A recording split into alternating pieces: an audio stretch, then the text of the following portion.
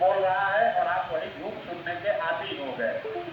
मैं आपको स्पष्टता से कह रहा हूं, अगर आप जनसुराज को वोट दीजिएगा, जनसुराज का कोई प्रत्याशी जीत जाएगा, उससे आपके यहाँ कोई सुधार नहीं होगा।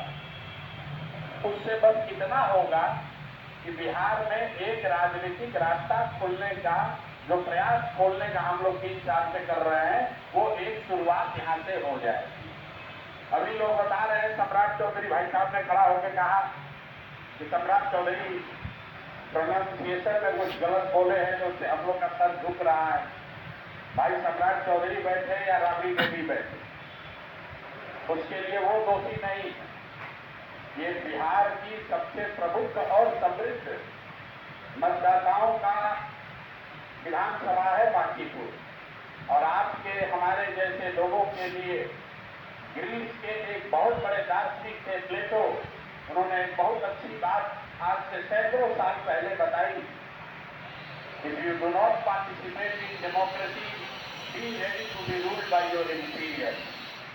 अगर आप राजनीति में भागीदार नहीं बनिएगा तो इस बात के लिए तैयार रहिए कि कोई मूर्ख आदमी राजा बनकर आप पर शासन करेगा, उसके लिए वो व्यक्ति दोषी नहीं है। और बांकीपुर की जनता तो कोई बात कह ही नहीं सकती है। आप अच्छा खराब क्या चुनिएगा, आप तो वोटे देने नहीं जाते। बांकीपुर की जनता तो वोटे देती है 40%। हमको नहीं लगता है कि आज के जमाने में पूरे देश में इससे कम वोटिंग परसेंटेज कहीं भी देश में है। तो अगर आपकी नाली नहीं बन रही है, अगर आप सबसे खराब एरिया में रह रहे हैं, इसके लिए आप दोषी हैं, दूसरे को दोष मत दीजिए। जो व्यक्ति अपना वोट देने नहीं जाता, 5 साल आप बैठ के चर्चा किए जा रहे हैं, बड़ा बड़ा बात कर रहे हैं, ज्ञान की बात कर रहे हैं, इकोनॉमी की बात कर रहे हैं, सोसाइटी की बात कर रहे हैं, मोरालिटी की बात कर रहे हैं, आप तो वोटे नहीं देने जाते। इसलिए आपसे हमारी कोई हमदर्दी नहीं, और बिल्कुल हमदर्दी नहीं। यहाँ पर आपसे कह रहा भाई 100 आदमी आया है, मामूली बात है। बांकीपुर का जनता प्रधान जी 100 आदमी आया है, जुटा है सुनने के लिए, बहुत बड़ी बात है। आप घर से निकले तो सही, आप तो घर से बाहर निकलना ही नहीं चाहते। कैसे सुधार होगा? नहीं सुधार हो सकता। एक प्रसाद किशोर आए या 10 प्रसाद किशोर आए, सुधार नहीं हो सकता। फिर हम लोग प्रयास क्यों कर रहे हैं? प्रयास इसलिए कर रहे हैं, किसी धरती में जन्म हुआ है, एक साधारण परिवार से आते हैं। किसी जमाने में, किसी समय में ये सपना था कि भाई 20,000 रुपया का किसी तरह नौकरी मिल जाए। आप ऊपर वाले की कृपा से, माता पिता के आशीर्वाद से जीवन में कुछ हासिल हो गया, तो ऐसा समझते हैं कि ये हमारी जिम्मेवारी है कि इस मिट्टी का कर्ज अदा किया जाए।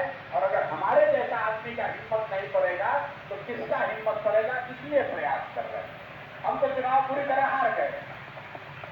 जिसको खड़ा होने का भी अकल नहीं है, उसका ज्ञान आकर दे रहा है। हम कौन रहे थे कि न जीतोगे बिहार में?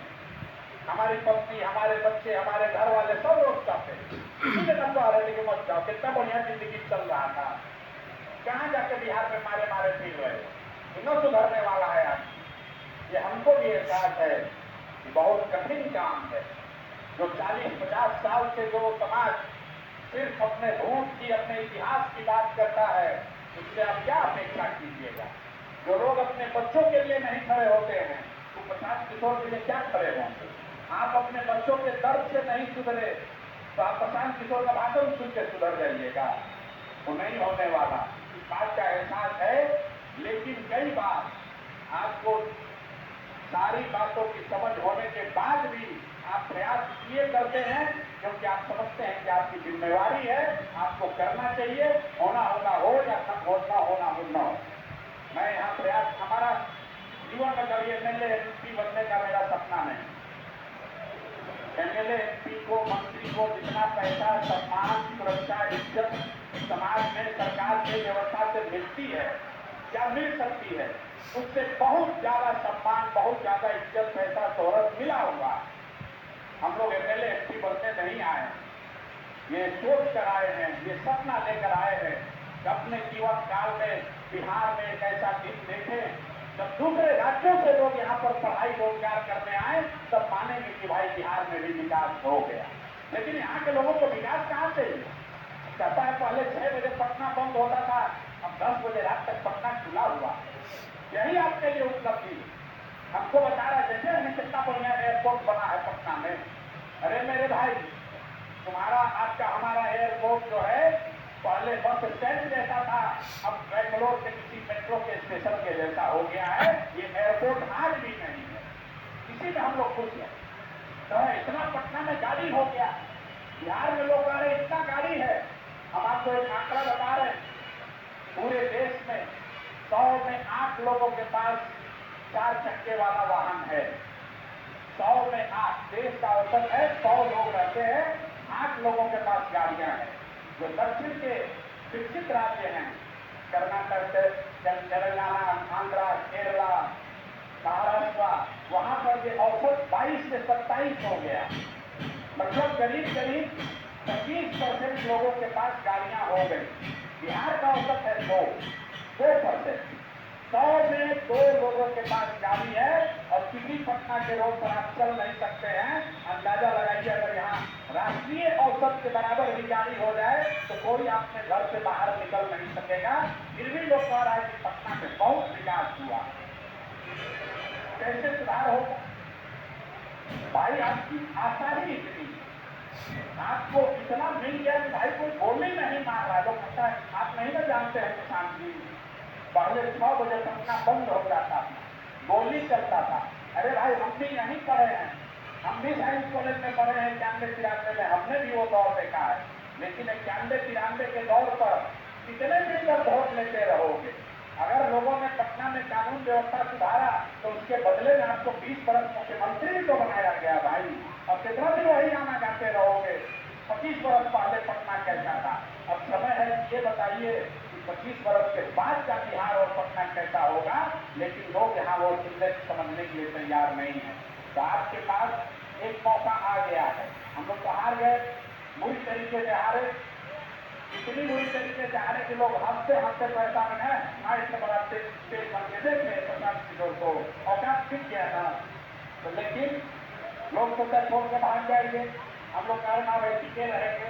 लेकिन कुदरत की कोई चीज है, नियति भी एक चीज है, उसने इंसाफ करने के लिए ही सही एक मौका हम लोग को फिर से दे दिया।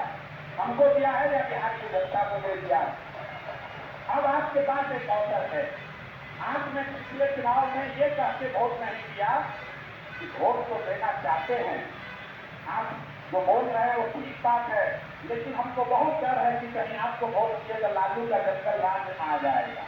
तो मेरे भाई, अब भगवान ने आपको एक और ऐसा अवसर दिया है कि ये डर आपका खत्म है। सरकार आपने जिसकी बनाई है, एफिडेविट की बनाई है, एफिडेविट की बनाई, वो सरकार बनी रहेगी, उस पर कोई खतरा नहीं है। अब तो सही वोट देकर दिखाइए, अब सही वोट देकर दिखाइए। आप भाजपा के वोटर हैं, हमको मालूम है। यहाँ बैठा हुआ 80% आदमी या तो वोट दिया नहीं है या भाजपा को वोट दिया। एक दस ने वोट दिया कि हमारे पास विकल्प नहीं है। उसको विकल्प जब क्लास में दिखाया तो बोला ना, आपको देंगे तो कहीं गलती से राजद ना आ जाए। अब आपके पास अवसर आ गया है। 5 वर्ष के लिए आपकी सरकार यहाँ बनी हुई है।